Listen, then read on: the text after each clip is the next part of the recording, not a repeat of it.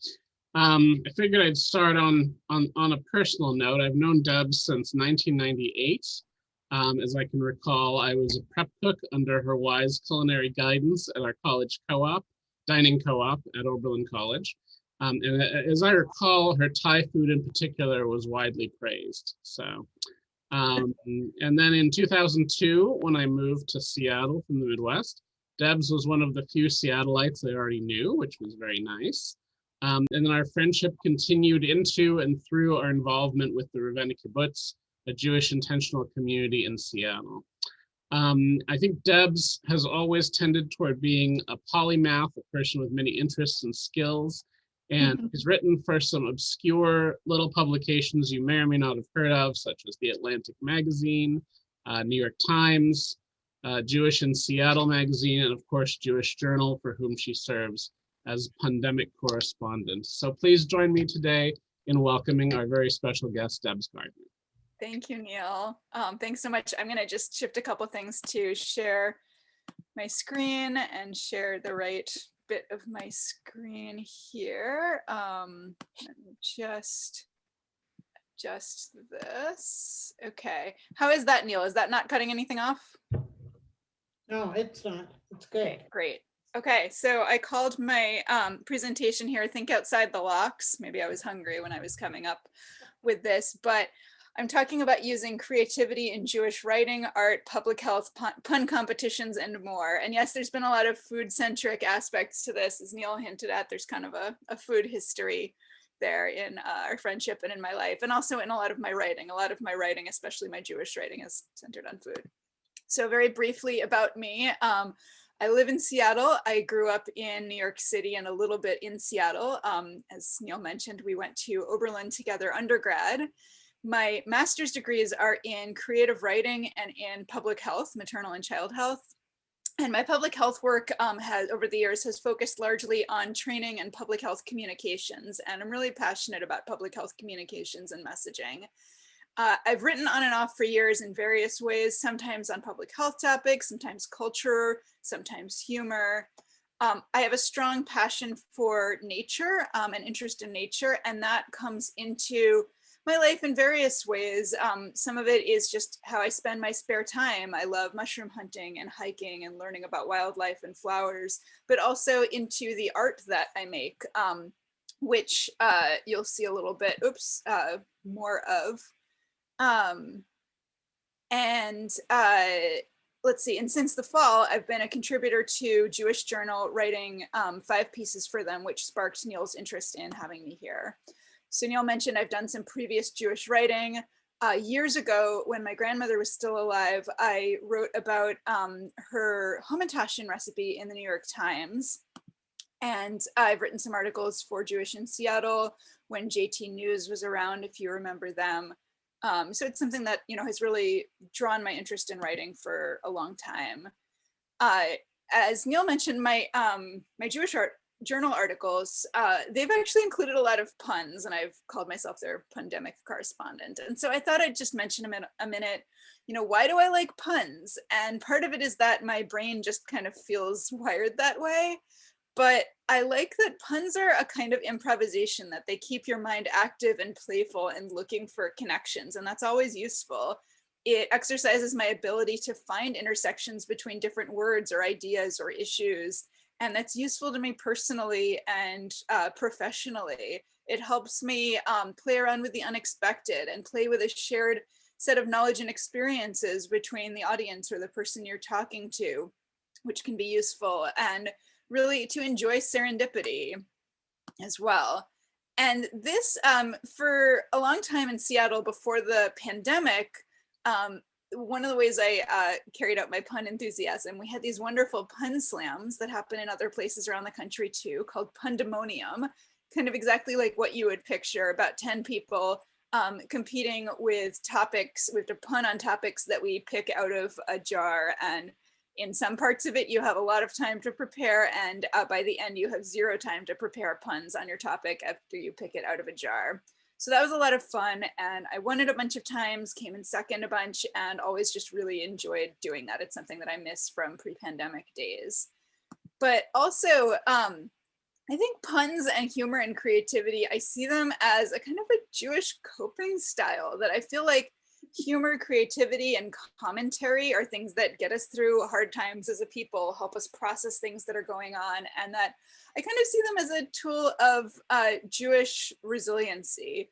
So I feel like the ways I've drawn on creativity and puns in particular in pandemic times feels like for me, a very Jewish thing to do in the face of adversity, even when I'm not writing about Jewish topics.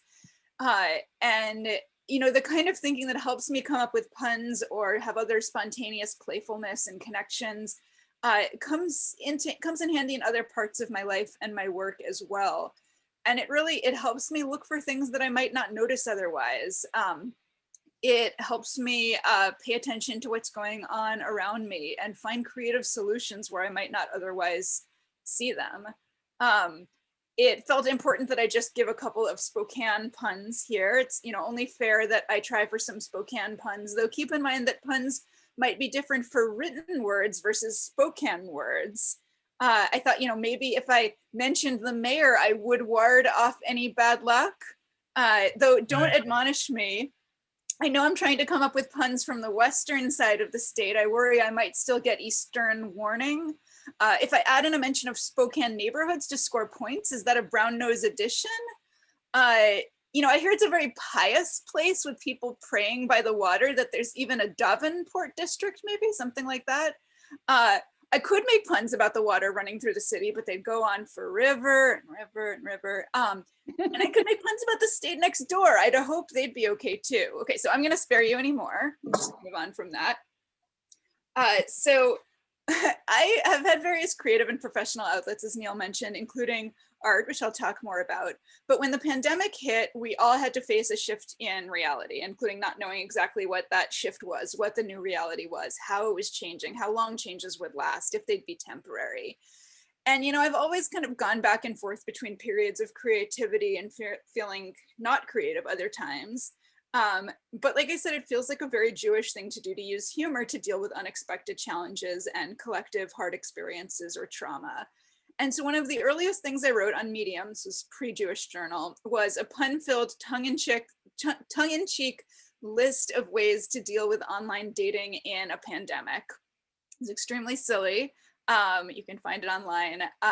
And there were actually a lot of embedded public health messages in it. It was really telling people to socially distance, but using a lot of puns and ridiculousness to do it. And then the next piece I wrote, I felt drawn to writing a Jewish piece. Again, this is pre-Jewish journal.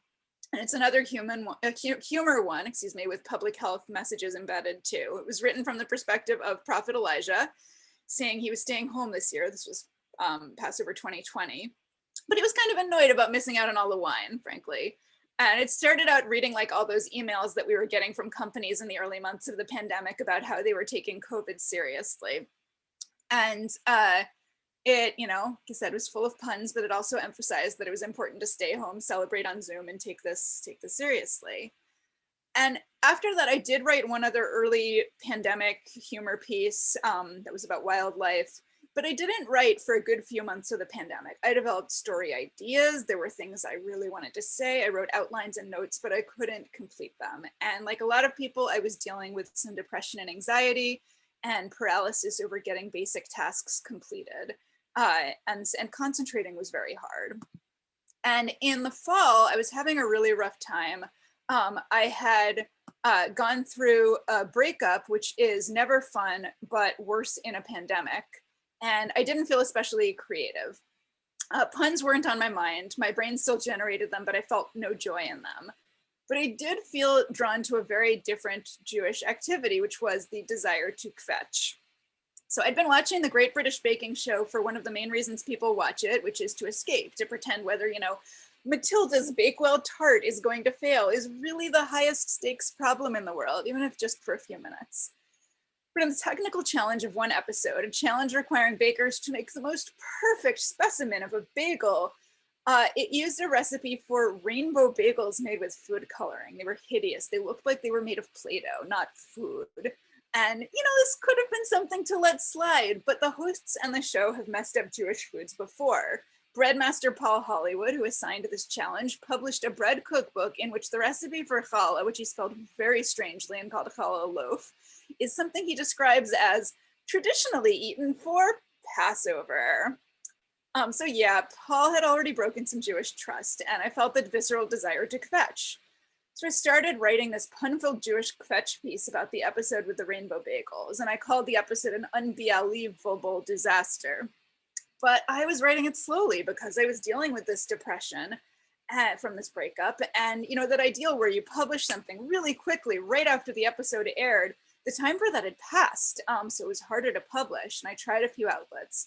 But then I remembered Jewish Journal, and serendipitously, there were also some current events like new episodes and a great Central Asian bake-off from Uzbekistan that made this article relevant again, even though it was a few weeks after the episode aired on Netflix. And Jewish Journal loved it and they published it. I'll read you one little paragraph, though it's a less punny one. I wrote, "What's next on brand, Paul? Candy cane latkes? A glitter bomb honey cake? Putting ham in Hamantaschen?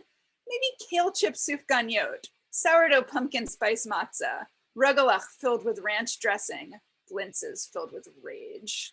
And that was kind of how I felt about life, was blintzes filled with rage. So they liked my writing and they asked for more, and I started referring to myself as their pandemic correspondent, which they agreed to. My next piece for them was for Hanukkah, and it was about not getting to have my traditional latke party for friends this year and choosing to be okay with it. And actually writing about this did make me more okay with it and made my Hanukkah better. And here's where I got more boldly into puns and public health directives. I wrote about the Maccabees and King Antiochus. Puns, and I just want to step back and say puns can really actually be a valuable tool for public health communication in the right circumstance. Humor, creativity, vulnerability, cultural relevance, and clear messages. These are things that help public health messages resonate and stick, especially if you're writing them in a way that doesn't feel condescending or otherizing. If they're personal sometimes, if that's appropriate. Puns can make a message memorable. They can make people more likely to share it on social media for the humor value, but then the message is getting spread. And I wrote personally about, how I was grieving getting to celebrate like normal this year, but I knew it was the right thing to do. And I hoped that resonated and spread to other people. I mentioned I'd probably have a Zoom party with friends, and I did, partly because, again, I felt like I'd written it, so I had to follow through. And it was lovely. I had friends from around the world join it. I'll read you a quick punny section from it. "Let's call it a latke down, but it's not like the only culinary way to mark the holiday involves frying a lot of shredded potatoes, as commentators agree. For those inclined toward jelly-filled sufganiyot, do not spread it. If bimuelos are your tradition, avoid a sticky situation. Cheese pancakes, they're a spud alternative that's fun for dairy lovers to make, even if you don't lack taters. But for COVID-19 safety, this still isn't a Gruyere area, so avoid getting a case of the virus." I had 3 more pieces in Jewish Journal since then. One was another bagel kvetch. They asked me to write about a new everything bagel ice cream flavor, which is another story. I also wrote pieces about Purim and Passover and how it was celebrating them for a second time in a pandemic. And, one of my first altered traditions early in the pandemic was about Hamantaschen. I had mentioned my grandmother's Hamantaschen. After she passed away, I carried on the family responsibility of making them every year for relatives especially and for friends. And I took that very seriously. I even mailed Hamantaschen across 3 continents from French Guiana one year. And at the beginning of the pandemic, that was right before lockdown hit.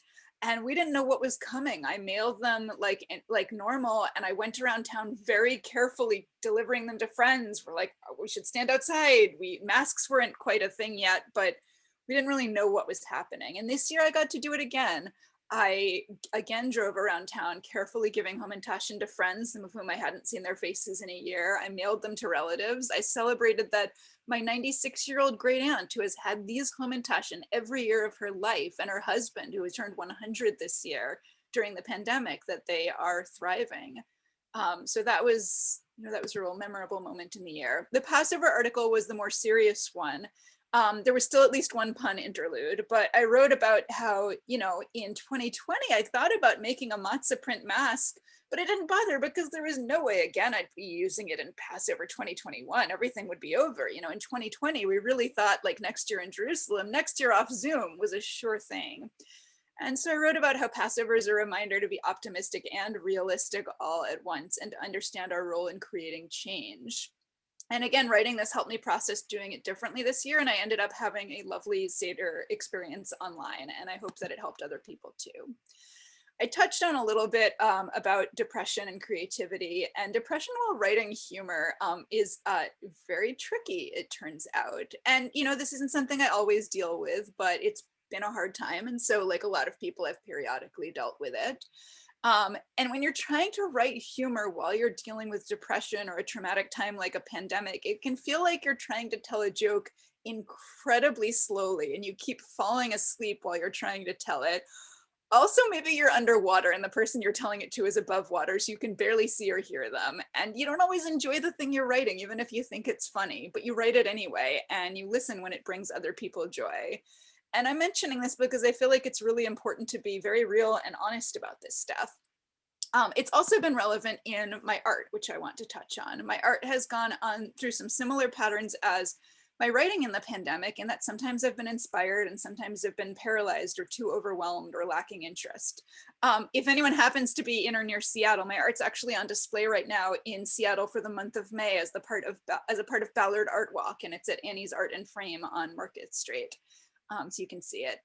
But the particular style of art I do actually draws on the same types of creativity, improvisation, and serendipity as making puns does, or pun-based writing does, and I'll explain why. So first, what I do. These are a couple little bits of different artworks I have sort of all together on the screen. Each of these is from an impressionist collage. I make impressionist collages that are centered mostly on the natural world, and I use tiny bits of colorful paper from recycled copies of the New Yorker, of which I have many. And from these bits of New Yorker paper, I create fungi, birds, bees, butterflies, and more. And the process and the artwork reflect a combination of opposites. There's this very urban medium, a magazine from New York, and I use it to make its opposite or counterpart of urban. I make nature and wilderness images. I use recycled materials and I make them into something new. And this started a few years ago. This was pre-pandemic. One winter, I was having a rough winter and I went through a bit of a hermit time. And in the process of that, I was kind of nesting. This was great practice for the pandemic. And I felt like I wanted more art. And one day I bought this beautiful used wooden rectangular frame that didn't fit any of my art, but I liked it so much. It's like, I'm going to do something with this. And I thought, well, what if I made something that fit in this frame? And I thought about turning it vertically.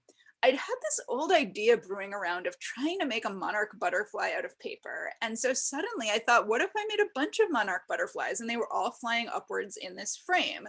And it was a sudden new idea, like coming up with a pun, but based on some old knowledge that had been brewing and some new elements like this frame that I found. And I just went with it. And I feel like that is key to my creative process.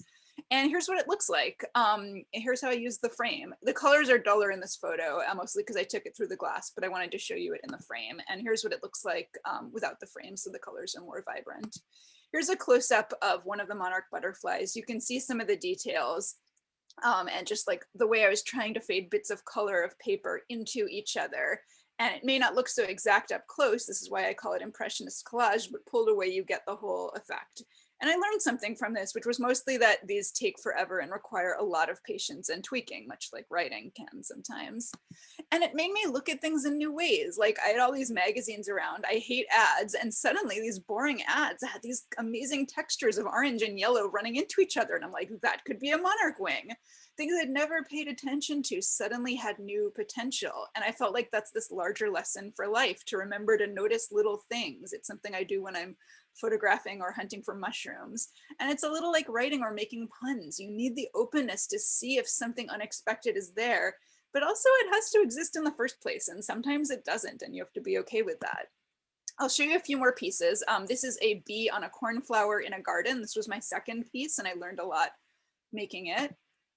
Here's a tropical butterfly, a morpho butterfly. And I used the same kind of background technique with these circles of color as I did for the other butterflies. This is a bumblebee on a flower, and I honed the details of that bee for days, trying to get the bits of paper just right. And this also reminds me that in art or in writing, there's a satisfaction in knowing when something feels right and when to stop tweaking it. This piece really drove home the role of serendipity in this kind of art because of the serendipity of finding something. This was inspired because I came across an ad in the New Yorker that had a bunch of red balloons in it. And that was perfect for making this Amanita muscaria mushroom. And in writing, sometimes just that perfect thing is enough to inspire a whole article or artwork. There are 4 mushroom collages total. I'll show you 2 of them. This is the other one I'll show you, a morel mushroom. And I made this one during the pandemic after not feeling inspired for a while by art. And this is the one where I learned, don't be afraid to start over. The first time I tried it, it kind of wasn't working out and I almost gave up, but then something clicked and I figured out how to redo it from scratch. And that's important. Sometimes, you get inspired and you can get unstuck again. This was the first piece that I started and completed in the pandemic that was larger. Awkward birds. There's an extinct great auk, spelled AUK, on the left, a rhinoceros auklet in Puget Sound on the right. And it's about the past and present, grief and hope, and serendipity. And again, this really shows my interest in nature. Here's a little close-up of that rhinoceros auklet. Its fish are made out of things like the chrome on a car ad. This piece I had started just before the pandemic. I got sick, probably not with COVID, and put it aside and came back to it. Neil actually knows the parents of this kid. And it was hard, you might recognize. It was hard to do a face. This might be the only person. This is certainly the only non-nature one that I've done.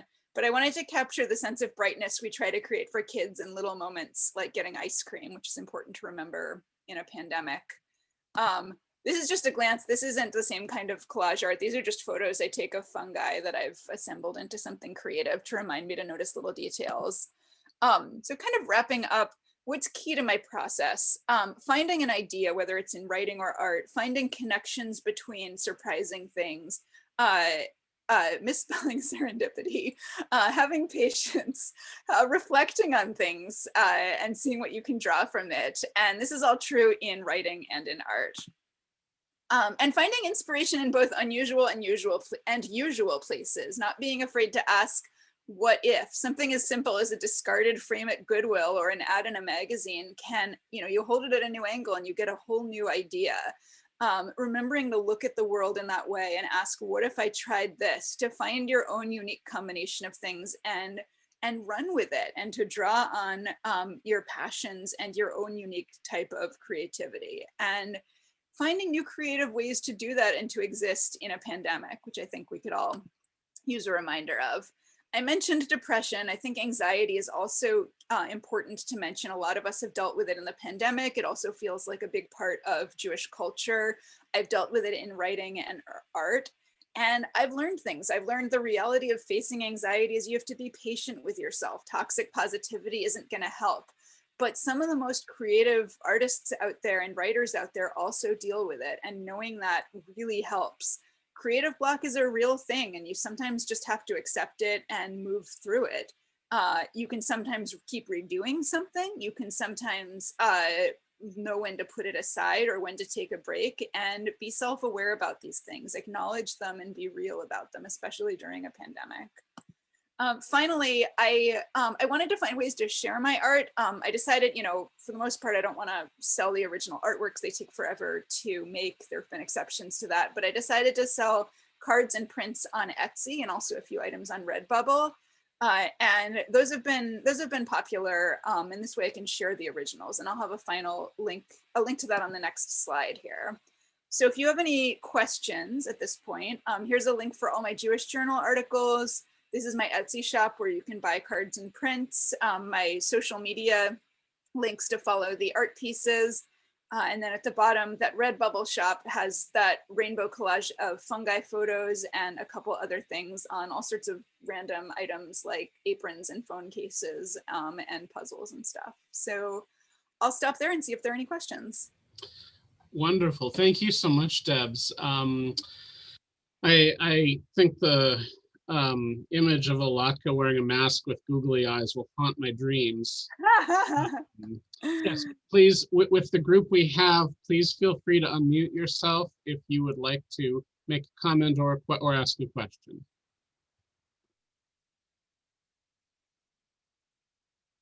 And thanks for the nice things. I'm looking at the chat now, and I really appreciate your comments. Well, oh, looks like I'm about to be usurped by my mom. Go ahead. Go ahead. Okay. First of all, your work is amazing. So creative, so imaginative, and such a wonderful relationship to play. Thank you. For a reason that may or may not be apparent, when you were talking at the beginning about humor and creativity in the face of trauma, resilience, and so forth, what immediately came to mind was the film Life is Beautiful. Do you remember that one? I do. Yeah, I saw it a long time ago. Exactly. And the reason it came to mind is because, of course, it's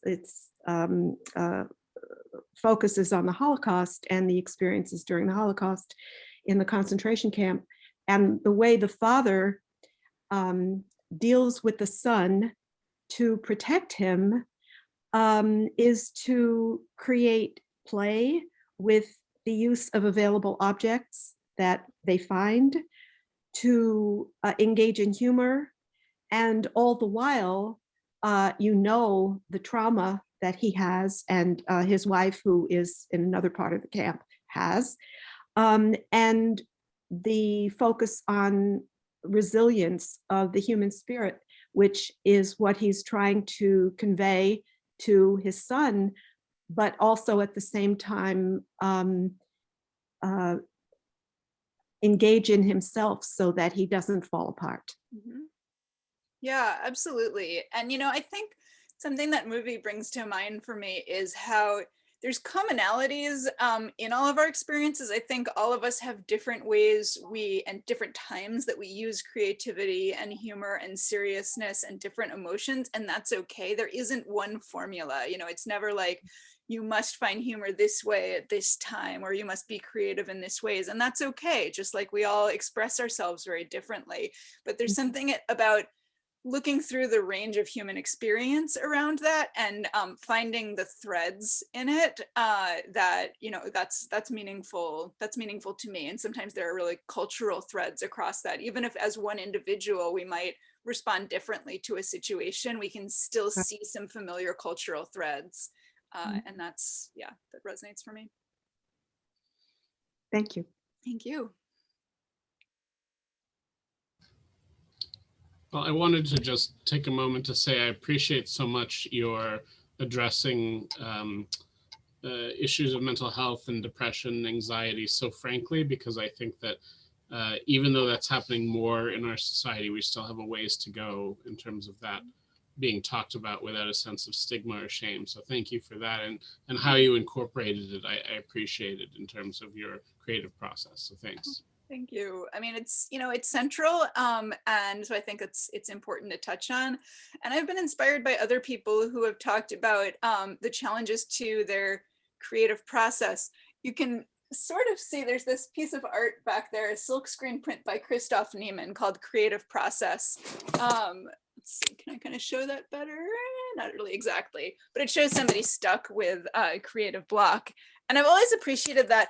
I highly recommend looking up Christoph Niemann's work. He's done a lot of art for The New Yorker, including covers for them in the New York Times Sunday Sketches series. His book, Sunday Sketches, talks a lot about the challenges of the creative process, including getting stuck and self-doubt.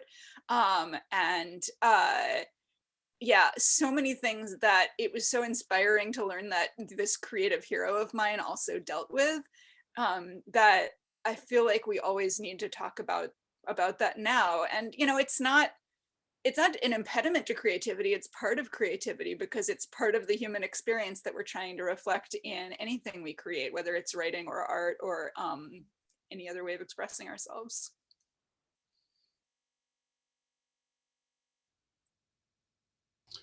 Well, and I think that when we do see depictions of artists battling depression or anxiety, it's often in this sort of like epic kind of tragic scale that I guess is cinematic, but uh, loses some of the sort of day-to-day smaller and you know the things that might actually be more relatable. So Yeah, absolutely. It isn't always dramatic. It's often just very mundane. But the more we talk about it, the better. And I think just the better all of our work is going to be, whether our work is creativity focused or something else, and the healthier we're all going to be. And I really hope that that's been a lesson that a lot of us have taken from the pandemic, as a lot of us learn to be a lot more real and frank about things that are going on. here's hoping. Yeah.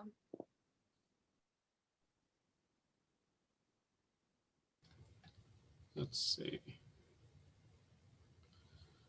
Well, if others don't have questions or comments, I'm just curious, sort of in a larger way, what has it been like being a public health professional during the pandemic? You definitely mentioned some things about it in terms of how how to get across information in a way that won't either bore or off-put people. But in general, it's hard for me to imagine what that's been like. For sure. And actually, I'm in a little bit of a different situation. I've been looking for full-time public health work because even though there are a lot of jobs out there, my focus is mostly on public health communications. And to be perfectly frank, there are like hundreds of people applying for all of the same positions. But one thing that I did early in the pandemic, I was contracted to write an educational tool for a master's level class at Bastyr University. This was a maternal and child health leadership class. And this was right at the beginning of the pandemic. The class, had been moved online, but they wanted, there's this educational tool called problem-based learning or case-based learning that it looks a lot of different ways, but I understand a model of it from the University of Washington where I've worked and studied, where you write a real world type fictional story, often inspired by a non-fictional setting, that gets at some of the learning objectives that you would like the students to get out of the situation. But also it's very self-taught. They read the story together, they figure out what do we know and what do we not know, and what do we have to do in order to solve this problem the fictional characters are having. And so they asked me to write a case that was about the challenges of birth and midwifery in the pandemic as we were starting to figure them out. And so it was it's like I think it was a small public health department working with a local midwives association. And meanwhile, people in the area were trying to figure out, do I need to switch to home birth? What's going on with hospitals? The rules are constantly changing. And they were trying to figure out, how do we communicate about this as things change? And it was a really fun challenge to write that case for this class to use. One of the unique things that I had to do, generally when we wrote these cases in the past, it was for something that happened in the past. It was like, oh, well, gosh, we learned this whole thing from this one clinic experience, once in this county. Let's write a case based on that. And it was my first time writing a case that was based on a current reality that we didn't know how it was going to unfold. And I'd written outbreak cases before and co-edited outbreak cases before, but we had to actually write into this case, if anything, because they were going to do this over a few weeks, if anything has changed in the real world since you did part one of the case, it has changed in the fictional story too.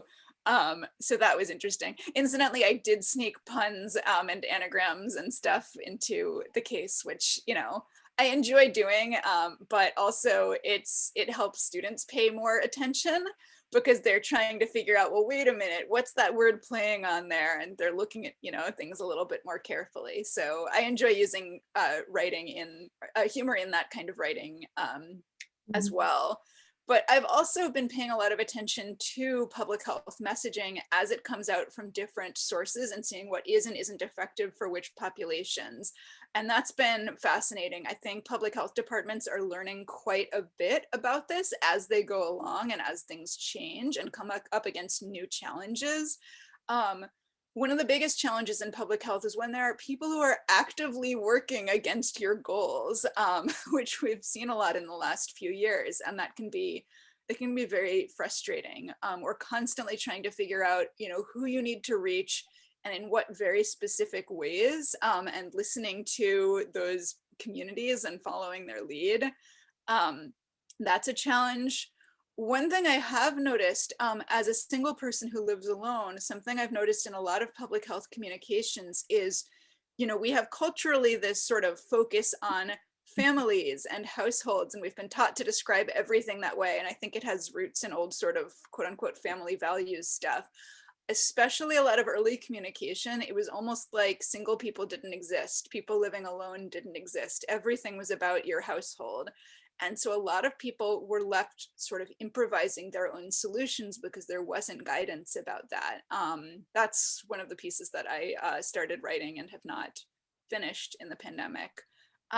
So the short of it is I've been thinking a lot about this, and hope to be able to continue doing more on public health communications in these very constantly changing times.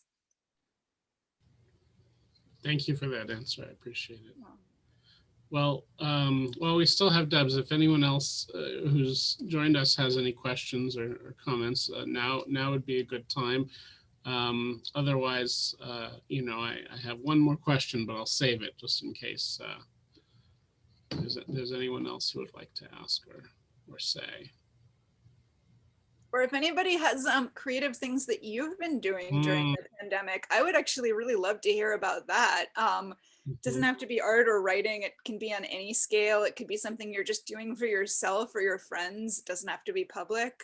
But anyway, creativity has been useful to you in Jewish stuff and non-Jewish stuff. I always like to hear that stuff. Any takers? And that includes you, Neil, if you have anything too. Oh, I do, but I want to save in case. Sure.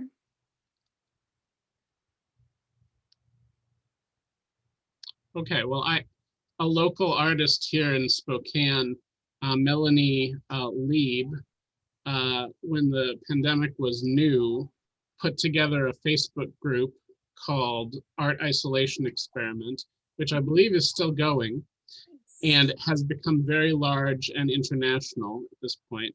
But the idea was to respond to a particular theme each week with some kind of art. And it didn't matter whether it was writing or visual art or whatever. I mean, it could have been music, whatever people do art in.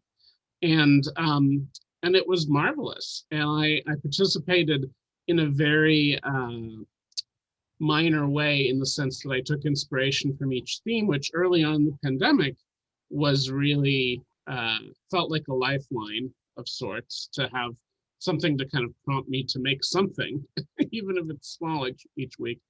But I really wrote nearly everything just for myself and kept them as notes, and occasionally did a bit of photography, but and shared the photography. But it was really nice to just have that connection with other people, see what they were doing, and be prompted to kind of not fall into emotional or mental torpor. So That's that was awesome. very helpful. And So I appreciate art isolation experiment. Right. I can certainly invite you. Of course, we're at a late stage now, but it's still going. So I'm sure you would be very welcome. Yeah, that'd be neat to see. Mm-hmm. Did other folks have anything?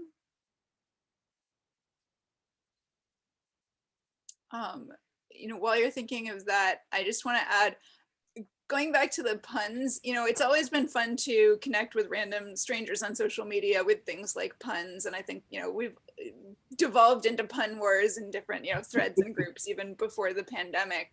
But I've enjoyed it in kind of a new way during the pandemic, when it's not as easy to connect with people in real life, but suddenly you're having, a wildlife pun thread with random strangers around the world or something like that. I've really enjoyed that. Well, I think we're getting just about to the point that that we'll want to wrap things up. But I wanted to first of all, thank you again so much for your thoughts and your time. And as I think I mentioned at the beginning, there are a lot of people who couldn't make it, but look forward to seeing your presentation and recording. And I guess the last thing I want to know is, once it's safe, will you come to Spokane and make us all Thai food? Oh, yes. I would love to come to Spokane. I'd love to make food with you and catch up, and that would be delightful. And also see Spokane's famous marmots. Yes, I can tell you, we live a couple minutes walk from a major colony, and Oliver, my son, for those who aren't aware, is very fond of observing them from a distance, at which they will not be upset. Well, please tell the marmots hello from me. Will do. I'm sorry. I had to leave because somebody was at the door. So forgive me for that. I left a big space, but I just want to express, you were overwhelmingly wonderful. And I just so enjoyed you. And I just look forward to, I hope you can come and be with us. Thank you. That's so sweet of you. You are, Well, you're pretty special. Thank you. Well, if you all know anybody in Seattle, send them to Ballard. Annie's Art and Frame is displaying my collages through the end of May. They're open from 11 to 6 every day.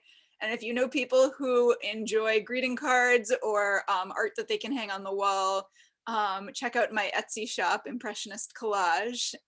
And yeah. I'll go ahead and send all the links to folks after the event as well. All right. Well, I wish you a very good rest of the week and rest of the day. And thanks again so much for joining us. Yeah, thank you all. And have a lovely rest of your spring and summer, and stay healthy and safe. And hopefully we'll see you before too long. Sounds great. Okay. All right. Bye. Bye. This is terrific. Thank you. Thank you.